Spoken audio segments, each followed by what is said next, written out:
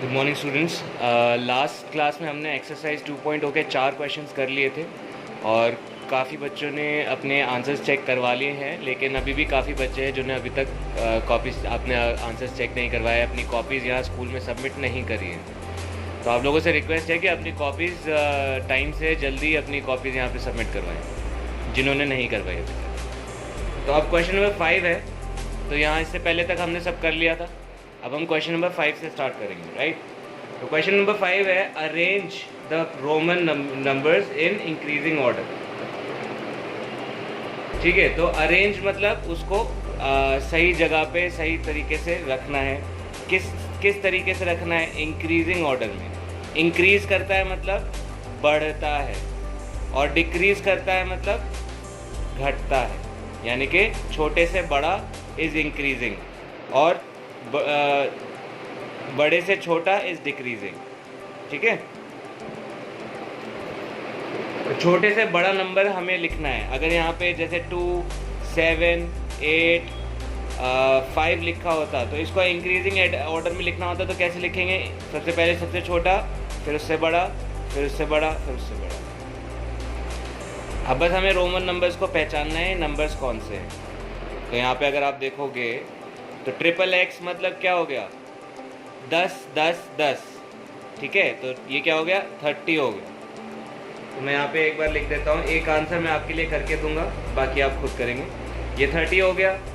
अब ये हो गया 10, उसके बाद है तीन डंडे हैं, तो इसका मतलब क्या है? ये 10, और ये अगर 10 के बाद नंबर आता है तो वो प्लस होता है, 10 से पहले नंबर आता है तो वो हम माइनस करते हैं। तो 10 के बाद 3 नंबर हैं, तो 10 + 3 13। अब ये देखो 10, 10 और उसके बाद नंबर आ रहे हैं 10, 10 और ये क्या है? 5 और 3 डंडे। इसको हमने देखा था, ये 8 होता है। तो ये 10 और ये 10, ये 8, ये क्या हो गया? 28। 10 और 10 20 + 8 28। ये 2 डंडे हैं, तो ऑफकोर्स सी बात है ये 2 है। यहाँ पे 3 10 है और एक 4 है, तो ये क्या हो गया? 34।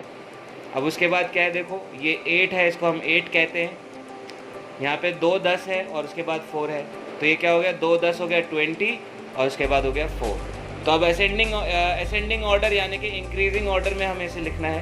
तो सबसे पहले सबसे छोटा लिखेंगे 2, 2 के बाद उससे बड़ा है 8, 8 के बाद है 13, 13 के बाद है 28, 28 के बाद है 30, 30 के बाद है 34।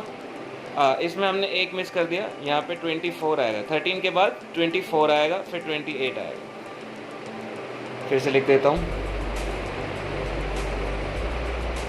24, 28, 30, 34। तो ये इस तरह लिखना है। ठीक है, तो बहुत ही सिंपल है, इंक्रीजिंग ऑर्डर में लिखना है।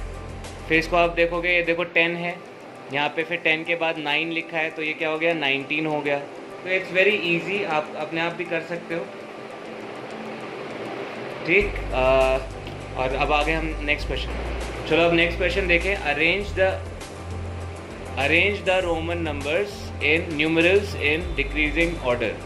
तो इंक्रीजिंग मतलब बढ़ना और डिक्रीजिंग मतलब घटता है, तो यानी कि बड़े नंबर से लेके छोटे नंबर।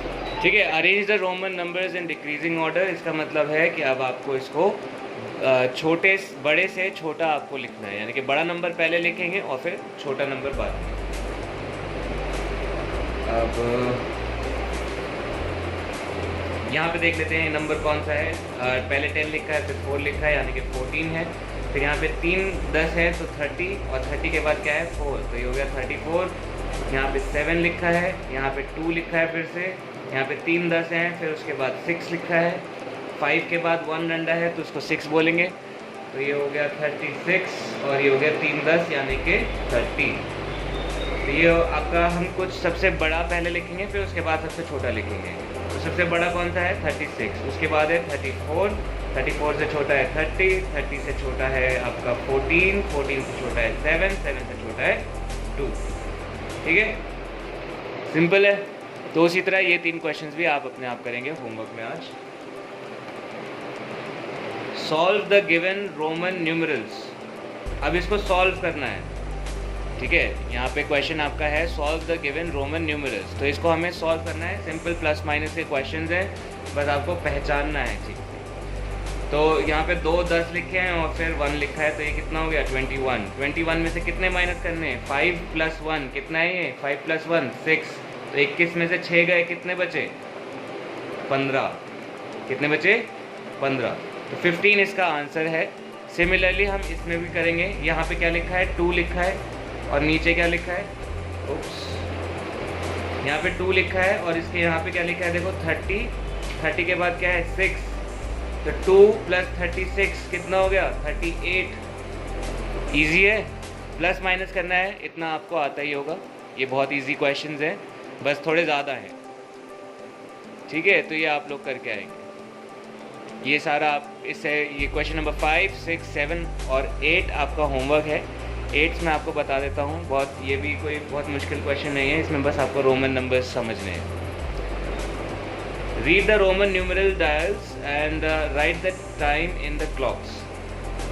तो ये आपका रोमन न्यूमरल डायल है। ठीक है, तो अगर इसमें हमको ये 1 लिखा है, ये 2 लिखा है, ये 3 लिखा है, हम समझ सकते हैं। ये 4 है, ये 5 है, ये 6 है, 7 है, 8 9 10 11 12। ईजी है। अब ये किसके बीच में है, 4 और 5 के बीच में, तो हम इसे क्या मानेंगे 4। उसके बाद हम सेमी कॉलन लगाएंगे। अब ये कौन से नंबर पे है, 9 पर है, तो हम यहाँ पे क्या लिखेंगे, 9 पे क्या होता है 45 होता है, 45 मिनट्स होता है। ठीक है, तो ये कितना मिनट्स हो गया 4:45। ठीक है, 4:45, यानी कि 4:45, 4:45। इसको आप ऐसे इंग्लिश में भी लिखोगे 4:45। ठीक है, अब आगे एक और मैं आपको करके दिखा देता हूँ जो आपको थोड़ा और समझ आ जाए। अब ये वाला देखो आप,